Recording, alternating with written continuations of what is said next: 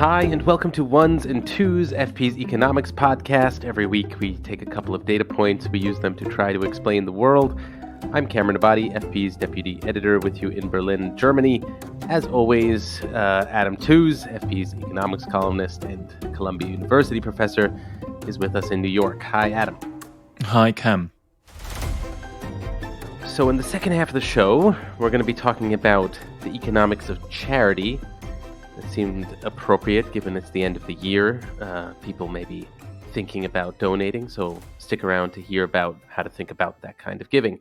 But first, something more from the news, and the data point there is 75, as in 75 years, which is essentially exactly how long the world has had an international trading system governed by law. That system originally went by the name of GATT, the General Agreement on Tariffs and Trade, which came into effect on January 1st, 1948. That's 75 years ago, as I said. Eventually got renamed the WTO in the mid-90s. It was one of the central characters of the age of globalization, a symbol of the rise of developing countries and also of the rise of anger at global inequality.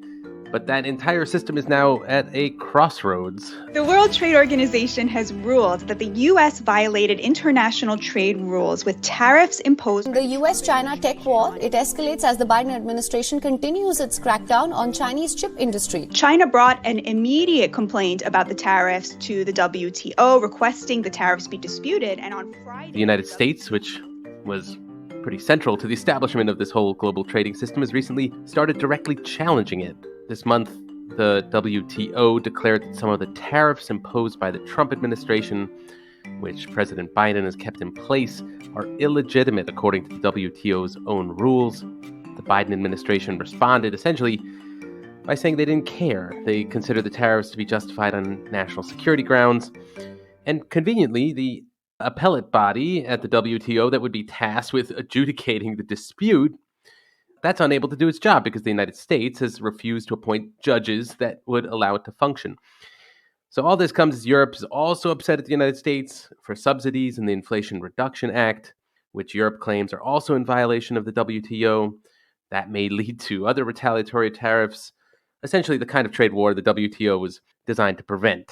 So the question that came to mind for us is whether this 75th anniversary is also a kind of memorial, an end to the WTO's natural life.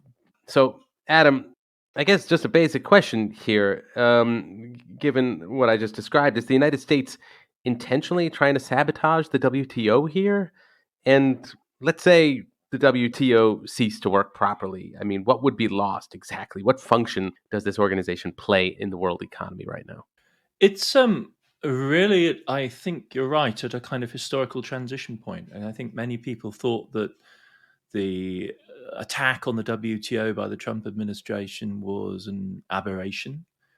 I think that was always a misunderstanding. I mean, Trump himself was, in a fundamental sense, non-WTO conforming. His understanding of trade was just not compatible with the sophisticated notions of reciprocity and so on and legality that the WTO embodies. But more seriously, Robert Lighthizer, the US trade representative under Trump, really formulated a sweeping historical critique of the WTO. And what's very striking, I think, is how far the Biden administration has in fact adopted that.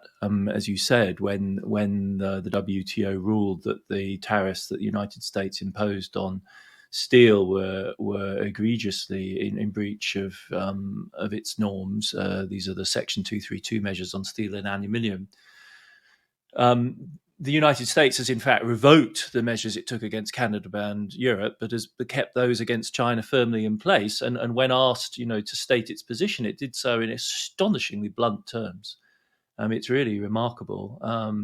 These WTO panel reports only reinforced the need to fundamentally reform the WTO dispute settlement system. So the Biden administration's position is that the judgment against it confirms its view that the WTO is broken. The WTO has proven ineffective at stopping severe and persistent non-market excess capacity from the People's Republic of China and others. That is an existential threat to market-orientated steel and aluminium sectors and a threat to US national security. The WTO now suggests that the United States, too, must stand idly by. The United States will not cede decision-making over its essential security to WTO panels. I mean, it's really extraordinary. they're basically saying, look, we will not back down. We regard this as a matter of existential interest and of national security interest. That blows the whole system up. And not only is it the United States refusing to accept this judgment, but it is, as you say, also since the Trump administration, basically paralyzing the dispute settlement system. That appears to be the satisfactory status quo from the point of view of the United States. It isn't a satisfactory position from the point of view of at least 24 other members of the WTO, including the EU, who've set up a kind of improvised alternative arbitration system, which the United States has gone out of its way also to take a hostile position towards. So this is really quite a fundamental breach, and steel and aluminium are really the least of it. The most fundamental measures are clearly those that the US has been taken in the microchip arena, where it's engaged not just in general purpose protectionist measures, but really surgical strikes on the industrial capacity of China in general, and particular Chinese firms, in particular Huawei, of course, being the most extraordinary example of this. So, at the center of this are these tariffs that the Trump administration put into effect. They've been in effect for a handful of years already. And I'm curious whether trade has empirically diminished since they have been in place. I mean, have they had a measurable effect on the total volume of trade that the United States is involved in and the world as a whole? And I guess everyone's been talking about inflation, and have these tariffs been playing a role in the increase in prices that everyone's talking about? The tariffs have worked. They have had an effect, but mainly in the form of trade displacement. So what's happened is that trade has shifted from the Sino-American route to other routes. And the most important of those is probably the connection to Vietnam, which has seen a substantial increase in trade with the United States. And the important thing to know about that is that much of the trade that is now routed through Vietnam is still with Chinese companies, but it's now coming out of Vietnam rather than China. The significant the significant exception to this, and the example which really breaks that rule is the targeted attack on the microchip sector and the microelectronics sector in China, where regardless of where they produce, Chinese firms have been targeted, and that has had a noticeable impact on the speed of the rollout of 5G technology around the world, because Huawei was the mid-tech supplier of choice. It was the low-cost option for 5G networks, and it has been now, systematically discriminated against, really at America's behest across most of the world. So this is causing hold-ups in the rollout of 5G. Does all of this impact inflation? Yes, it does. At the margin, it's quite clear that imposing tariffs on cheap sources of imports and shifting imports to less efficient sources causes prices to rise. And of course, in the context of the inflationary surge that began in 2021, it was a good talking point, especially for Democratic experts and commentators, to point to the damaging impact of Trump's protectionism on American inflation. But many of the Trump tariffs have in fact been rolled back, notably those which affected Europe and Canada. And it made a good talking point, of course, that the Trump tariffs did raise costs in the context of rising American inflation in 2021. But according to estimates by the Peterson Institute of International Economics, if all of Trump's tariffs were revoked at a stroke, the impact on the American price level would be to reduce it by 0.3 of 1% of the overall level of prices. And that will be a one-off effect. So it does indeed contribute to the extent of 0.3 of 1% to the price level, but it clearly isn't the main driver of the inflationary dynamic that America has experienced and the rest of the world have experienced since 2021. So I mentioned that Europe recently has been particularly upset at the subsidies involved in the Biden administration's Inflation Reduction Act. These are subsidies that are intended to grow the U.S. renewable energy sector, to combat climate change. Europe has been watching this with concern, but they've been reluctant to retaliate. They've sort of been trying to negotiate some of these problematic subsidies away, problematic from their perspective. It got me wondering, why exactly is Europe so reluctant to kind of engage in this kind of tit-for-tat trade policy. It seems like Europe's commitment to free trade, as embodied by the WTO, is, even greater than the United States. So what accounts for that? Yeah, what accounts for this European reluctance? I mean, by now, the extent of, as it were, the mind shift in the United States is on this issue of trade is so dramatic that it's worth just recalling that once upon a time, a kind of dogged commitment to free trade as the basic, norm of international economic relations, in the era of neoliberalism, it was supposed to be bread and butter. This was supposed to be, motherhood and apple pie. There wasn't anything to argue about. So to that extent, the European response is, well, we don't retaliate and we don't engage in tit for tat because why? Because we know it's bad. It's the wrong path. This is not the direction of travel. You're on the wrong side of history when you engage in this. We all know that invoking national security clauses is, the last resort of the scoundrel who's stuck in a corner and can't come up with some other argument for doing what they're going to do. When Trump did it, we all laughed. And now all of a sudden we're supposed to take it seriously. And of course, the mood has shifted on China. But at some level, there is that deep commitment. If you actually talk to European bureaucrats, you're talking to people who spent their entire career, from their university training onwards, committed to the principles of multilateral trade liberalization, and they don't flinch from them. And they don't flinch from them in part because, on the face of it, on balance, in most cases, it's probably true from the point of view of, a simple economic logic that protectionism is the wrong way to go, and only in exceptional circumstances is tit for tat logic does it really make any sense. And most of the time, you're cutting off your nose to spite your face. It's a self-harming kind of response. The movement to liberalize markets, to build a common market that's truly, a single market, has been the dominant strand driving Europe forward.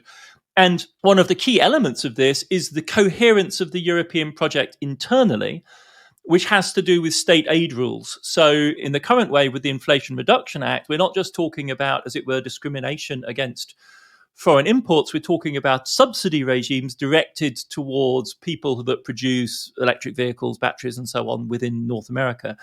And part of the reason that Europe is squeamish about this is that, as a matter of politics managing the tensions within the EU between its member states, a key element is something that America doesn't have, which is a blanket ban on state aid. In the United States, the states of the United States compete with each other in essentially open-ended subsidy races for major industrial plants. And this is banned by European rules to prevent that kind of tension between the European states. And that's, I think, the last element of this, which is that as a system of rules and norms has emerged in Europe that is centered on this question of creating a level playing field, if you like, sort of interstate commerce type clauses within the European Constitution, as that has become a key anchor of Europe's identity, it's also become associated with the perhaps deepest principle and sort of identifying element of the European project, which is the rule of law.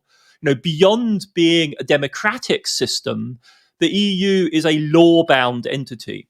And for the Europeans, the sort of high-handed way in which the United States is essentially claiming for itself the right to opt out of appellate procedures at the WTO, for instance, smacks essentially of a kind of lawlessness.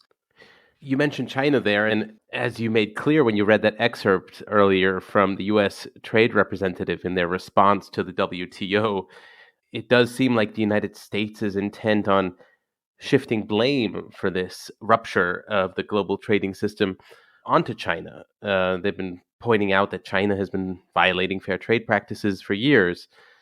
So what do you make of this argument? Is China the real culprit here, like the United States is arguing? I think the weasel word there is real, right? So, I mean, there's no doubt at all that China's a culprit. China has dirty hands. China has been in various ways fudging the trade rules. It subsidizes state-owned businesses. It provides, gigantic support to national champions of various types. It has been ruthless in its appropriation of other people's intellectual property. And if you promised yourself, in your support for China's WTO accession, that at some point China would engage in a sense in a kind of economic regime change, And there would be, as the Germans like to say, Wandel durch Handel, transformation through trade. Obviously, that has been quite fundamentally disappointed. So all of that is true. But of course, on the other hand, if you're asking what accounts for our current state of antagonism, you'd have to say that the fact of the matter is that China lived perfectly well with the status quo of the last 20 years. And they assumed, I think, that whatever the formalities and whatever the verbiage, everyone had always understood that this is how this would go. China was a much lower income country in the 1990s. It was not a champion of any area of technology at the time. And so, everyone understood that as a developing emerging market economy, in fact, a low-income country initially, it would do whatever it takes to catch up. And that's essentially what it's done. And of course, in the meantime, it's provided a gigantic market, a huge source of profit for businesses in the West, both in Europe and the United States. And whatever damage they suffered in China was more than offset by the giant profits they were making along the way. If you think, for instance, of the auto industry, which simply its entire fortunes were transformed in the first 20 years of this century by the growth of the Chinese market from a tiny fraction of global demand to being the largest market in the world. So if your market increasing, then the things you do that are naughty on the margins are relatively trivial by comparison, but with the growth that you produce. It's a little bit like a divorce. America is suing for divorce. So to that extent, it's like the active party in the rupture, but it's citing 20 years of abuse by its spouse to justify this move. And that's the kind of logic of the situation. America is, in a sense, a revisionist power in this situation because it cannot live any longer with the status quo that's been created by China's success. And I think that's worth emphasizing, because if you think hypothetically, counterfactually, and it's no more than that, but just experiment, in mind, run this thought experiment. Imagine if China had adhered to every single rule, had fulfilled every promise it made in the late 1990s. Could any of us be confident in saying that we wouldn't, at this point, be at precisely the point we're at, namely that America is engaged in an undeclared economic war against China, particularly in the tech sector? And I think the answer is pretty obviously no, we couldn't be, right? The reason why America is now pushing back at China's economic growth at its most essential technological components is not really that China broke the rules. The reason is that China has succeeded in growing too rapidly and now poses a manifest world historic challenge to American dominance in key sectors. And then, as America says, no rules apply. When it's a matter of national security, when it's a matter of existential interests, America is not willing to accept a system which it, more than any other country, after all, midwifed into existence.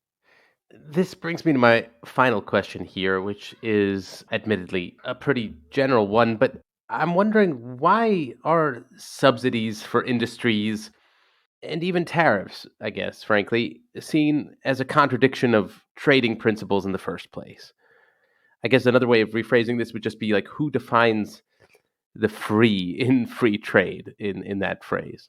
I think this is a brilliant point. It's really a subtle and interesting one, and it's one that trade theory began to grapple with really from the 1970s onwards, which is precisely as you put it. Like, is it more than mere convention to say that wage costs or natural conditions that favor one country rather than another, those are legitimate reasons for comparative advantage and a pattern of trade, as opposed to interventions? I mean, after all, is our underlying norm essentially one of a perfectly homogenous condition, almost like a chess game, something like that, in which the sides are perfectly balanced, and then it's just down to skill to decide the outcome of this? I mean, and it's an incredibly fragile, I think, set of distinctions which are implied by these conventional understandings. I mean, take advantageous geography. I mean, I'm in New York City right now, and obviously, in some ways, it has advantageous geography. We're at the delta of the the Great Hudson River.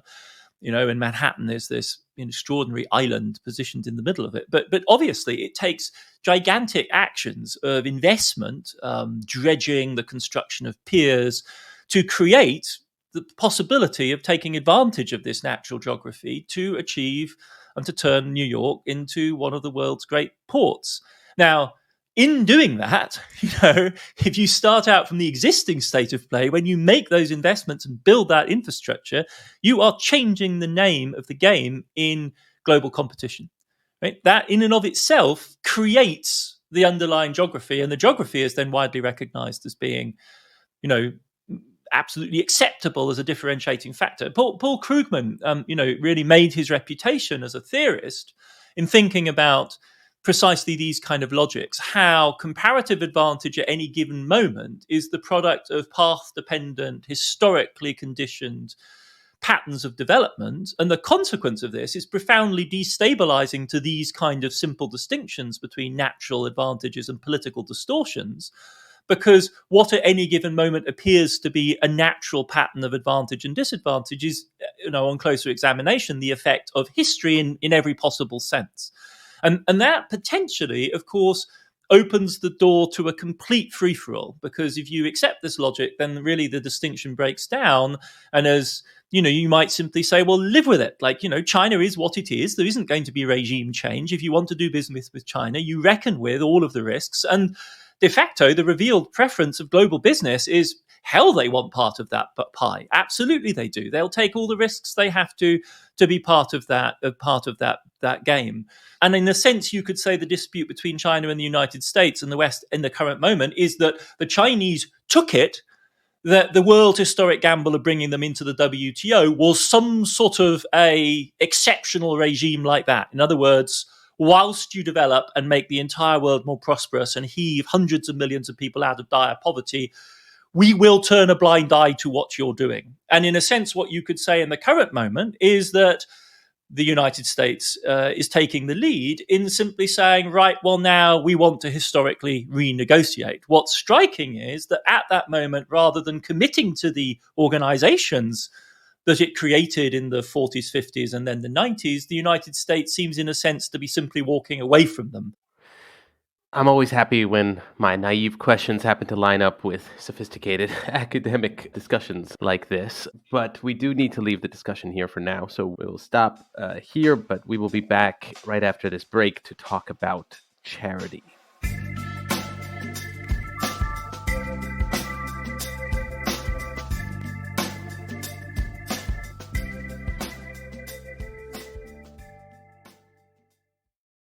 Hi, and we're back. Our next data point is 485 billion. That's in dollars, and that's the amount of money that Americans gave to charity in 2021. Much of that giving happens towards the end of the year as the holidays come around. So yeah, we thought we'd turn our attention to charitable giving. Adam, first of all, I wanted to ask, how do Americans compare with other countries in terms of charitable giving? I just mentioned that number, 485 billion. It's a pretty high number, but yeah, would that make America the most charitable country in the world, or are there other competitors there? It is the most charitable by most conventional metrics, I think, in terms of the overall volume. I mean, America's a large, rich country, but also in terms of share of GDP and the number of people who give money. So those are like three obvious ways of measuring how large the charity sector is in a country. Amongst rich countries, the share of donations, even in America's close neighbors like Canada, is much lower, and in Europe, spectacularly lower. The number of people involved in charity is, by the standards of rich countries, very, very high, and it extends to volunteering as well, which is far more common in the United States than most other rich countries. The countries which come closest in terms of giving culture, in terms of the breadth of giving culture, are interestingly places like Myanmar. And the crucial link here appears basically to be religion. I mean, people have commented on the culture of self-help in American society all the way back to the 18th century. De Tocqueville wrote about it during his visit to the United States. But the common denominator amongst countries worldwide which have high levels of participation in charitable giving is the prevalence of popular religion. And that is, of course, what marks the United States as quite distinct from any other rich country. The level of religiosity, the percentage of people who report themselves to be committed to religions, and the percentage that attend religious services, whether in churches or synagogues or mosques, is substantially higher than any equivalent country. And if you look at what the money is given for, this shows up there. So somewhere between 60 and 70% of that very large volume of charitable giving in the United States goes through religious channels. About 40% of that element is directly to religious institutions. So of the religious component, about 40%, and 60% is by way of other charitable activities that are associated with a religious denomination in one way or the other. And so that, I think, is the sort of the really sui generis quality of giving in the United States. It's particularly striking that low-income Americans give large percentages of their income, relatively speaking, to charity, in part because considerable numbers of low-income Americans are quite serious church-going folk who therefore tithe in various ways, and that pushes the numbers up very considerably. It's also true across the United States that the more religious parts of the country, the Midwest and the South, give proportionally considerably more than notably New England, which is particularly parsimonious. So yes, America is different, and we think that religion is probably the key factor. Okay, so you say religion is this positive factor towards charitable giving, but I wonder, are welfare states maybe a negative factor? I mean, you mentioned Europe as not being particularly charitable. Is that maybe because welfare states are crowding out charitable spending by taxing the public and redistributing to civil society? And maybe citizens don't feel like they should be donating on their own? I think it's hard to deny that that's broadly speaking true, right? That rich societies with expansive welfare states tend to have lower levels of charitable donation than they do in the United States. There are intermediating factors there in the sense that they also have less religiosity than the United States. That too may be associated with the welfare state, because a cradle-to-grave welfare state, as it were, takes care of two of the crucial life phases, childbirth and death. In say the British case, publicly funded hospitals. So the entire thing has a public sector, secularized kind of feel to it, which is quite different in many ways from many people's experience in the United States. So I think, broadly speaking, it's true. Of course, the differences here are relative. It's not as though the vast majority of healthcare or welfare in the United States is delivered charitably, right? So even if America is significantly more charity-centered than the European states, that it doesn't detract from the fact that overall in the United States as well, the vast majority of redistribution and welfare is tax funded as well. So I think the displacement effect is real. What you're seeing in the United States is, I think, powerful motives that continue to drive people to give, even though, in a sense, a modern welfare state could do the job, and religion is one of those. And the other factor here, and a very considerable part of charitable giving in the United States, which has no counterpart in most of the rest of the world, is peer group pressure amongst groups like alumni, for instance. So America's higher education system in particular is unique in the world in the scale of the endowments accumulated through alumni giving. I mean, the European universities don't have anything even remotely like that kind of network. Even Cambridge and Oxford, which you might think of as the European universities most like Ivy League or other large American institutions, don't have anything remotely like the kind of system of alumni giving. They were founded in the Middle Ages by private foundations in the early modern period, but the current flow of alumni giving is much, much less dramatic. We shouldn't, however, ignore another element of the welfare state regime, which is not so much welfare spending or taxing, but in fact tax exemption, right? So one of the crucial drivers of gifting in the United States is clearly that you can claim tax exemption for those gifts. So if you are minded to do something charitable, if you want to support a cause that you care about, you do it taking advantage of, if you're a high income person in the United States, a very considerable tax break, because the donations that you make are tax exempt. So that substantially encourages giving. In every respect, though, this question is absolutely spot on. The whole relationship is framed by what the state does, what tax incentives are there, what substitutes are available. It's not a standalone relationship.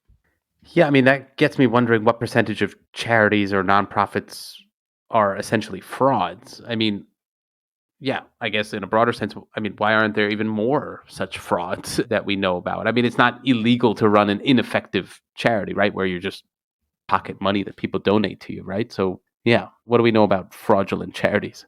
Well, I mean, there's no doubt there's a lot of fraud. I mean, we think in general there's quite a lot of financial fraud in the entire system. I mean, and if you apply kind of standard ratios of fraudulent transactions, which some people estimates run as high as 5-6% of, all transactions in one way or another are slightly deceptive, which seems like a very high number to me. But in any case, even if it's smaller than that, on the flow of almost $500 billion, you're clearly going to get some people getting rich in ways which are taking advantage of the generosity of folks who want to support a cause. This is particularly pronounced, and I think it's worth saying it's important to be particularly wary following a crisis. So one of the scandals really was following the terrible Hurricane Katrina that did such terrible damage in New Orleans, and there were a huge number of fraudulent agencies set up. The internet is particularly dangerous in this respect, that traded under names which were similar to legitimate operations and attracted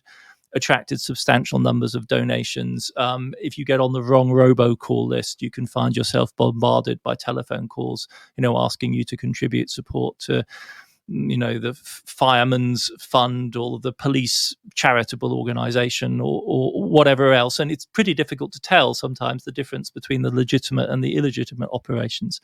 So it's all real, but they have seen you coming, Cam. So your scheme to set up, the world's most inefficient charity whose central vice is that it pays yourself. You see, there is a law that regulates this, and so the not-for-profit regulation specifically provides that charities and not-for-profits must not operate in the interests of private individuals. And clearly, a charity which is taking substantial donations and has 90 to 95% operating costs de facto is falling foul of that regulation, and it will be under those terms that they would pursue you as a fraudster. Because not-for-profit organizations are specifically excluded from participating in activities that are primarily benefit private shareholders or the interests of private groups. Got it. Maybe as a final question, I wanted to hear your thoughts about how one should go about picking a cause in the first place. I mean, this is aside from the kind of due diligence questions of making sure that the charities are effective, but you have to start by picking a cause to want to back. So, we've talked about the effective altruism movement before. I mean, this philosophical movement became very concerned about speculative causes that could eventually do outsized damage to the United States, like sentient artificial intelligence. We talked about that in an earlier episode. Yeah, should we be trying to maximize utility through charitable giving in the way that this sort of philosophical movement had been trying to do, or should we just be trying to help the people around us? Or is there not a contradiction there? I mean, are both economically cogent ways of thinking about charity? Yeah, I don't think, it doesn't seem to me that it's, I mean, if you think there's a simple answer to this question, then I think you must be some sort of effective altruist utilitarian of some type, right? Because I think this is a serious question, and if you don't think it's a serious question, then I think you probably believe that, yes, obviously the purpose of charity should be some sort of utility maximization, and then it's a question of how you specify that utility function. And they managed to tie themselves in some really crazy knots, right, by deciding that you couldn't really discount the future, and so future causes mattered much more. And so since vastly greater numbers of people are going to live in future than live now, in a sense, now became completely irrelevant, and all of your money would be spent on, highbrow research into the risk of collisions with asteroids or something. And if it so happened that the people who were doing that were, your best mates and people who went to college with you, then, well, that's just because they're smart and they're working on big problems, right? So you can see, I think, the kind of detour impasse that mode of thinking could lead you into. Down the other end is this, exactly as you say, the sort of impulse which makes perfect sense to want to assist people that literally, I mean, somebody may be begging on the street that you, in most urban environments, is not actually a stranger to you. It's somebody that you see most days, in many cases. And the question is, what kind of relationship do you want with them? You know, do you want to just walk by and say, well, I pay my taxes and they ought to be taken care of by those kind of agencies? Or do you respond to their plight and their situation by giving them money? And it seems to me both are kind of completely, logical responses. It's a matter of emotional balance.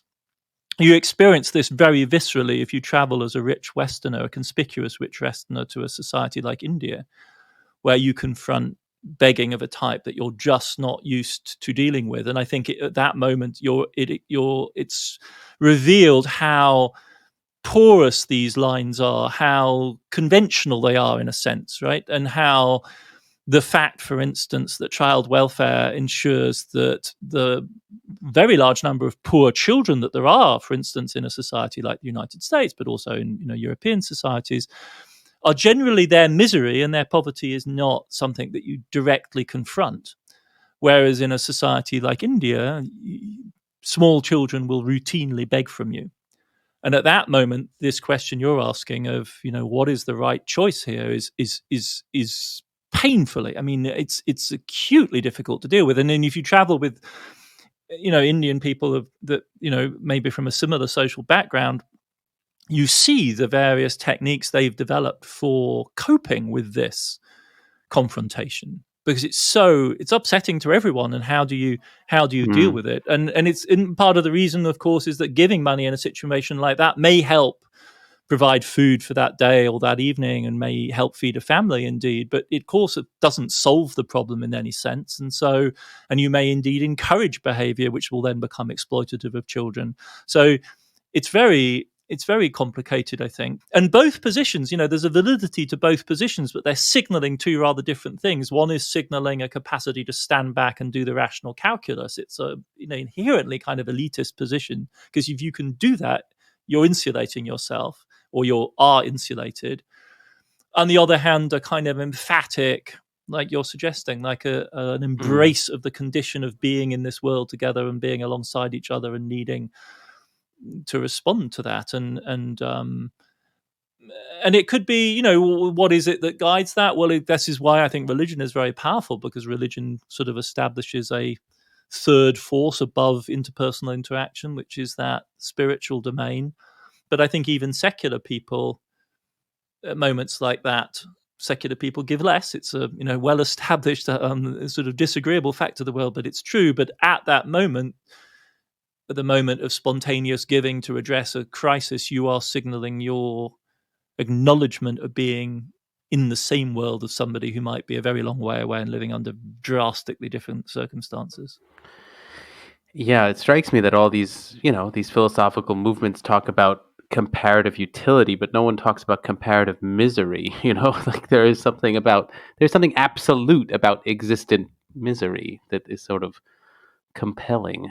But yeah, I guess we didn't provide a single answer there, but it does sound like giving is a good thing. I think we're in agreement about that. So yeah, if you can manage to do that this year, all the better. Okay, we will leave it there for now. Ones and Tooze is written and edited by me, Cameron Abadi, along with Adam Tooze. It is produced by Laura Rossbrow-Tellum and Rob Sachs. Our social media manager is Claudia Tatey. The executive editor of FP Podcasts is Dan Efron. This show is made possible through the support of foreign policy readers. If you're interested not just in Adam Tooze, but news and analysis from around the world, consider subscribing. Ones and Tooze listeners even get a 15% discount. Just go to foreignpolicy.com/subscribe and use the promo code TOOZE at checkout. That is TOOZE. And listeners, as always, we love hearing your feedback. You can send us voice messages on the Ones and Tooze homepage on foreignpolicy.com, or you can email us, podcasts@foreignpolicy.com, or tweet us. That's at Ones and Twos Pod.